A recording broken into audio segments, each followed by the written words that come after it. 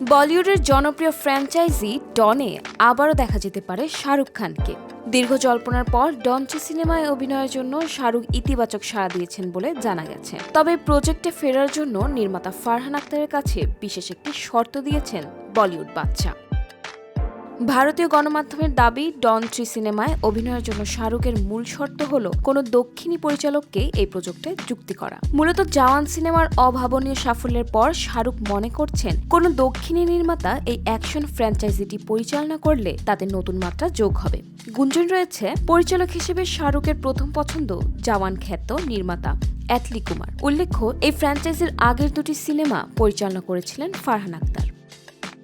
এর আগে ডন 3 সিনেমার জন্য অভিনেতা রণবীর সিং এর নাম ঘোষণা করা হয়েছিল। তবে এখন শোনা যাচ্ছে রণবীর এই প্রজেক্ট থেকে সরে দাঁড়িয়েছিলেন। ঘনিষ্ঠ সূত্রের দাবি, একের পর এক গ্যাংস্টার চরিত্রে অভিনয় করতে না চাওয়ায় তিনি এই সিদ্ধান্ত নিয়েছেন। পাশাপাশি মূল নায়িকা হিসেবে কিয়ারা আদভানির নাম শোনা গেলেও তিনিও সিনেমাটি থেকে সরে এসেছেন বলে জানা গেছে।